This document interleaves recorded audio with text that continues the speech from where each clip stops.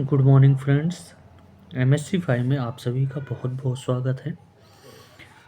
हम next topic start करते हैं यूनी जंक्शन ट्रांजिस्टर यानी यूजीटी। यूजीटी का फुल नेम है यूनी जंक्शन ट्रांजिस्टर। यहाँ पे हम इस टॉपिक में बात करेंगे यूजीटी का स्ट्रक्चर क्या है, कंस्ट्रक्शन क्या है, वर्किंग प्रोसेस क्या है। साथ में हम बात करेंगे कैसे बेसिक स्ट्रक्चर होता है यूनी जंक्शन का, यूजीटी का, और कैसा इसका सिमेटिक स्ट्रक्चर किस प्रकार से बना होता है। ठीक है, सबसे पहले यूनी जंक्शन हम देखते हैं यूजेटी है क्या।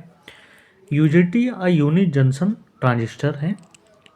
इसके पास 3 टर्मिनल्स होते हैं और जो पीएन जंक्शन सेमीकंडक्टर डिवाइस होता है।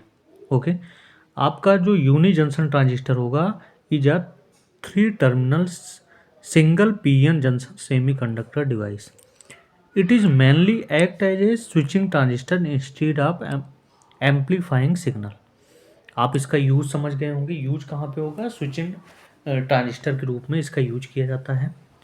मेन करेक्टरिस्टिक क्या है यूजीटी की? The main characteristic of UGT is when it is triggered the emitter current increase regularly until it is limited by emitter power supply। Due to this feature, it is used in switching pulse generator। Okay, अगला use क्या करेंगे? सहतूत wave generator में इसका हम क्या करेंगे? Use करेंगे। ओके, क्लियर हो गया। अब हम कंस्ट्रक्शन की बात करेंगे तो सबसे पहले हम देखेंगे बेसिक स्ट्रक्चर किस टाइप से होता है। तो आप यूनी जंक्शन यहाँ पे देख रहे हैं तो बेसिक स्ट्रक्चर देख रहे हैं। कितने टर्मिनल होंगे? 3 टर्मिनल, लेकिन ये पीएन जंक्शन ही होगा। तो आप यहाँ पे देखेंगे एक बॉक्स है, ये आपका पी है और यहाँ पे एन है। ठीक है, और यहाँ इस पार्ट को यहाँ पे क्या कहेंगे? पीएन जंक्शन कहेंगे। ऊपर के साइड में बेस है, बगल में जहाँ पे पी लगा हुआ है उसको हम क्या बोलेंगे? एमिएटर बोलेंगे। ठीक है, इसे एन टाइप सिलिकॉन बार बोलेंगे। और ये नीचे की ओर बेस B1 है, ऊपर बेस B2, नीचे बेस B1। ओके, अब हम पढ़ेंगे सिमेटिक स्ट्रक्चर किस प्रकार से होता है यूजेटी का, यूजेटी का। तो यूजेटी का जो सिमेटिक स्ट्रक्चर होगा तो ये आपका ये वाला जो पार्ट है सिमेटिक स्ट्रक्चर है। सिमेटिक स्ट्रक्चर में आप देख रहे हैं यहाँ पर ये आपका बिल्कुल रेक्टेंगल सा की तरह बनाया गया है। बीच में ये वाला पार्ट एमिएटर है। इस वाले पार्ट को यहाँ पे B2 बेस 2 बोला गया है और यहाँ पर बेस B1 कहा गया है। ठीक है, तो डायरेक्शन इस प्रकार से होगा। तो ये आपका क्या हो गया? सिमेटिक सिंबल हो गया। ठीक, सिमेटिक सिंबल के बाद अब देखेंगे यूजीटी के बारे में। तो UJT consist of an N type silicon semiconductor bar with an electric on each end. The terminal of these connections are called base terminal B1 and B2। Near the base B2, a PN junction is formed between P-type emitter and M-type silicon bar। Okay, the terminal of this junction is known as emitter terminal। तो उस junction को हम क्या बोलेंगे? Emitter terminal बोलेंगे। आगे हम देखेंगे सिंस डिवाइस है 3 terminal and 1 PN junction for the region, this is called as uni junction transistor। The device has only PN junction, so it form a diode because the two base leads are taken from one section of the diode, hence the device is called double based diode। ठीक है, इसलिए आपको UJT को हम double based diode भी बोल सकते हैं। The emitter is heavily doped while N region is lightly doped। Okay, thus the resistance between base terminal is very high when emitter terminal is open। यानी इसमें क्या होता है? जो P रीजन होता है वो हाईली हैवली डोप्ड होता है, लेकिन N रीजन जो होता है वो लाइटली डोप्ड होता है। इस वजह से रेजिस्टेंस और बेस के बिटवीन में बहुत हाई रहता है। किस कारण से? एमिटर टर्मिनल के ओपन होने के कारण। अब हम देखेंगे ऑपरेशन कि what is the operation of UJT. तो यहाँ पे हम ऑपरेशन अगर देखेंगे तो पहला ऑपरेशन है कि जब हम एमिएटर को ओपन कर दें, ठीक है, जैसे ही यहाँ पर एमिएटर को ओपन करेंगे, यहाँ पर कोई भी वोल्टेज डेवलप नहीं है, ये B2 बेस 2 है और ये B1 बेस 2 है। यहाँ पर हमने वोल्टेज अप्लाई किया, सीरीज वोल्टेज को अप्लाई किया।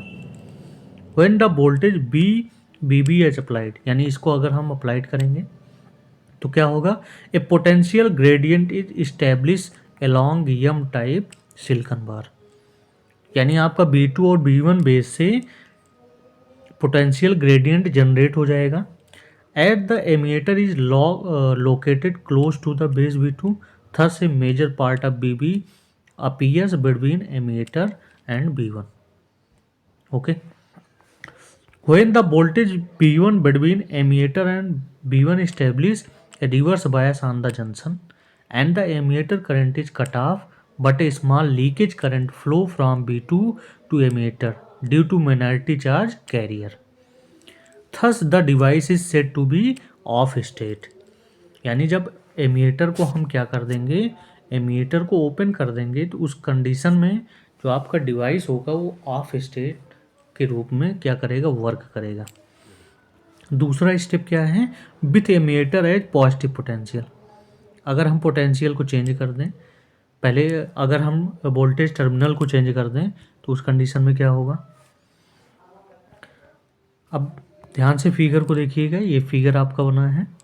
When a positive voltage is applied at the emitter terminal, emitter terminal कौन सा है, ये वाला टर्मिनल। अगर यहाँ पे हमने पॉजिटिव वोल्टेज अप्लाई कर दिया, the PN junction will be remain reverse bias till the input voltage is less than B1। ठीक है, यानी PN जंक्शन तो आपका रिवर्स बायस होगा, लेकिन जो इनपुट वोल्टेज होगा वो हमेशा B1 से लेस देन होगा। As soon as input voltage at emitter exceed B1, the PN junction become forward bias. Under this condition, holes are supplied from P-type region into N-type region. ठीक है, जैसे ही आप voltage apply करेंगे, जैसे ही input voltage emitter में exceed होगा, उस condition में PN जंक्शन, ये जंक्शन तो आपका क्या हो जाएगा, फॉरवर्ड बायस में हो जाएगा। ठीक है, जहाँ पर होल्स P टाइप रीजन से सप्लाई होता रहेगा और M टाइप बार की ओर मूव करेगा, यानी P से N की ओर इसका मूवमेंट होगा। These holes are repelled by positive B2 terminal and attracted by negative B1 terminal. This increase in the number of holes to the emitter to the B1 region result in the decrease of resistance of this section. अब resistance यहाँ पे क्यों decrease हो रहा है, because of this the internal voltage drop from emitter to B1 region is reduced, thus emitter current IE increase. As more holes are supplied, a condition of saturation is reached. At the point of saturation, the emitter current is limited by the emitter power supply. Now the device, आपका जो device होगा वो conducting mode में आ जाएगा।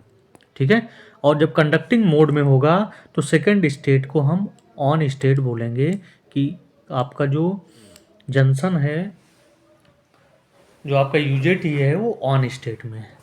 ठीक है, अब हम बात करेंगे कैसे हम इंटर बेस रेजिस्टेंस को फाइंड आउट करेंगे। तो आप देखते हैं कैसे हम फाइंड आउट करेंगे। यहाँ पर it is total resistance of SI bar, N bar is resistance between B1 and B2 when emitter is open, no voltage is applied, the emitter is denoted by RBB dash।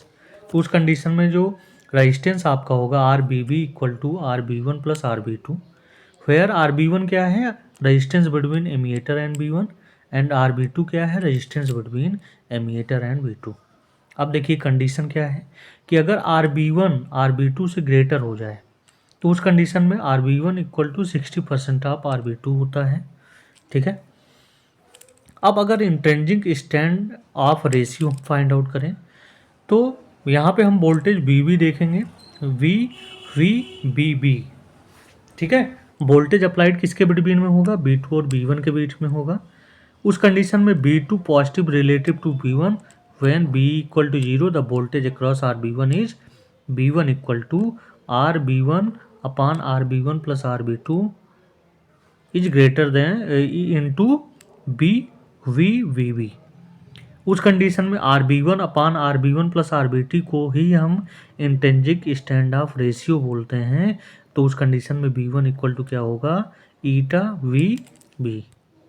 ठीक है, where जो आपका intrinsic stand of है यहाँ पर देखेंगे क्या लिखा गया है, RB1 upon RB1 plus RB2 is known as intrinsic stand off ratio. It is value lies between 0.51 and 0.82। Okay, तो ये आपका हमने यूजीटी के बारे में पढ़ा दिया। अब अगला हम बात करेंगे यूजीटी के इक्विवेलेंट सर्किट किस टाइप से होता है और कैसे ये बिहेव आपका करेगा। ठीक है।